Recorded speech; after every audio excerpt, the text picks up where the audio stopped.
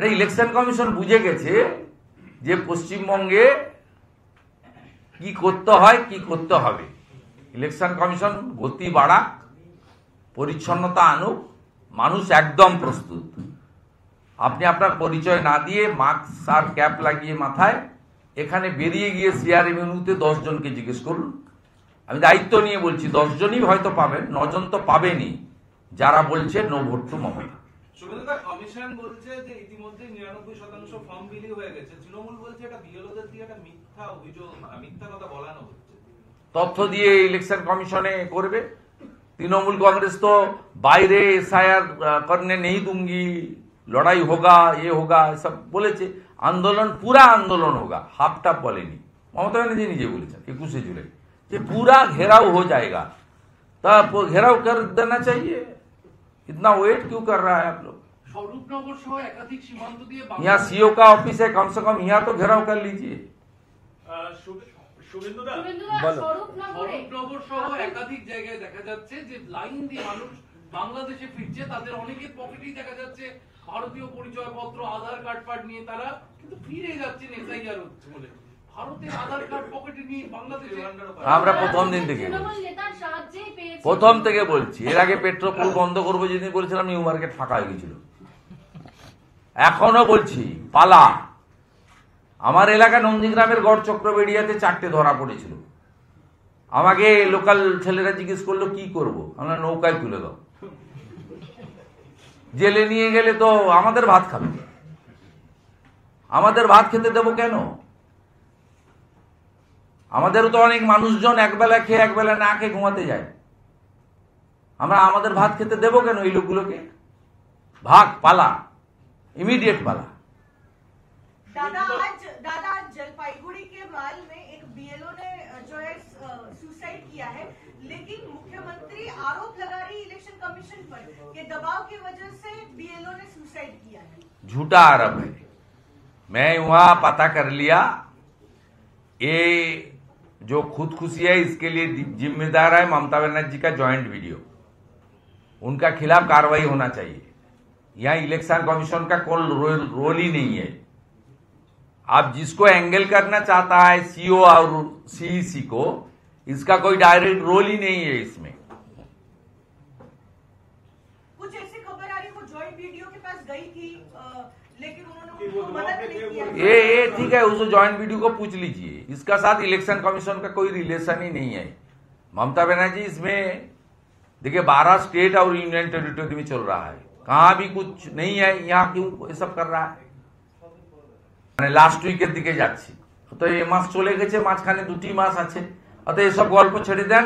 সবাই জেনে গেছে, 2 কোটি শিক্ষিত বেকার যুবক যুবতী জেনে গেছে মমতা ব্যানার্জি থাকলে ওদের চাকরি হবে না।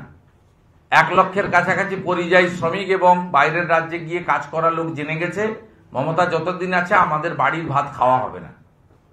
সবাই জেনে গেছে, সব বোন মা দিদি জেনে গেছে মমতা ব্যানার্জি থাকলে রাত্রে বেরোনো বারণ আছে। মুখ্যমন্ত্রী নিজেই বলেছেন মেয়েদের রাত্রে না বেরোতে। তো স্বাভাবিকভাবে এগুলো সব এস্টাবলিশড হয়ে গেছে। মমতা ব্যানার্জি থাকলে শৌচালয় নির্মাণ থেকেও অর্থ নেওয়া হবে, সবাই জেনে গেছে। সেগুলো তো বিমান ব্যানার্জি আর পার্থ চ্যাটার্জির ব্যাপার, আমাদের ব্যাপার নয়। তো মানিক ভট্টাচার্য তো যাচ্ছে, জীবন কৃষ্ণ সাহা মাঝখানে গেছিল, আবার বেরিয়ে ঢুকে গেছে। এসব চলছে ওদের নিজেদের ব্যাপার, আমার এখানে ঢুকে লাভ নেই। মানুষ রিজেক্ট করবে, মানুষ এদেরকে রিজেক্ট করবে এবং ভীষণভাবে রিজেক্ট করবে।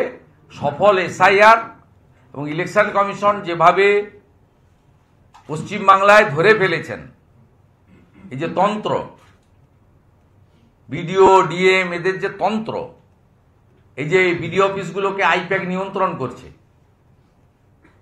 ডিএমদেরকে পাড়ায় সমাধানে আমি লিক করেছি, আপনারা দেখেছিলেন যে ডিএমদের মেলে আইপ্যাকের থেকে নির্দেশ যাচ্ছিল। আমি তো ডকুমেন্ট দিয়েছি, আপনারা এগুলো ভুলে যান কেন? শর্ট মেমোরি হয় কেন? এটা ইলেকশন কমিশন বুঝে গেছে যে পশ্চিমবঙ্গে কি করতে হয় কি করতে হবে। ইলেকশন কমিশন গতি বাড়াক, পরিচ্ছন্নতা আনুক, মানুষ একদম প্রস্তুত।